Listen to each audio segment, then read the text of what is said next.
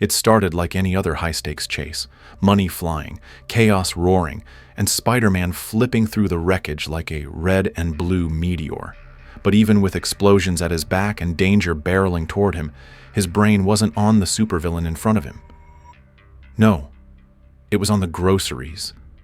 Milk, laundry detergent, bananas, ice packs, and what else? As the wall burst in an eruption of shattered concrete and cash, Spider-Man's body reacted instinctively, webs fired, legs coiled. But his mind? Still lost in aisle 3. Juice boxes. That was it. He was forgetting juice boxes. Right as a villain's massive tail came swinging like a wrecking ball, his world narrowed, not in fear, but in clarity. Make a list. That was his only thought, until a familiar voice cut through the madness like lightning. Peter, come home now. His heart skipped. That voice didn't come from the city. That came from the center of his world.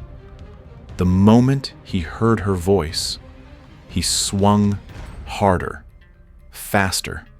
Through explosions and threats, through fists and roars, Scorpion was on a rampage, but Peter wasn't thinking about victory. He was thinking about time. About how quickly a moment could slip away. He weaved, punched, dodged, until Scorpion snarled out his name like a curse. Peter? That wasn't a villain's voice. That was someone who knew him too well. The city bristled with sirens, cops swarming, and the weight of secrets bearing down. All Peter could say back was one phrase into his comms. Code Green. The world around him could wait. His world at home couldn't. Scorpion roared as he got webbed up and dropped like a sack of garbage from the night sky, tangled in silken justice. Peter was already gone before the cheers could echo, zipping through the darkened skyline, past looming towers and blinking lights. Somewhere, people in suits whispered and schemed. Somewhere, decisions were made in shadows.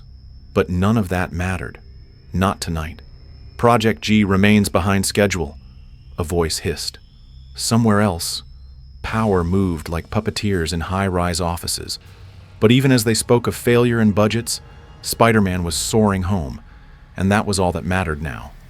While others plotted and reclaimed what was never theirs, scraping ruins of villains long gone, clawing for secrets buried beneath steel and stone, he was heading towards something real, something fragile. They talked of technology and control, of rights and ownership, but the earth beneath their feet trembled, and none of them saw it coming. Something was waking in the depths, something big. And while they congratulated themselves, the ground began to growl with a warning too old to be ignored. Back at home, the storm of thoughts calmed. The grocery list clicked into place at last.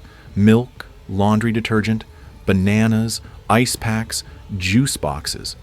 He remembered it all, just in time to swing through the window like the world's most acrobatic husband.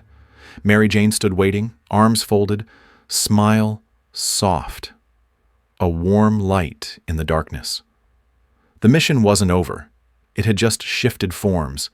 They kissed beneath the moonlight, and for one quiet moment, Spider-Man became just Peter Parker again. Until the scream. Annie! The room looked like a supervillain lair exploded. Webs tangled from every wall, hanging a turtle like some kind of odd art piece. In the center of the chaos was their daughter, wide-eyed, tangled, guilty. Sorry, she whispered, and it landed like thunder. Spider-Man and Mary Jane stared, stunned, as if facing a new kind of threat. The chaotic curiosity of a young genius. As Peter carefully de-webbed the room with a blast of solvent, MJ's hands went to her hips, like a queen facing her court. Anna Mae Parker didn't flinch.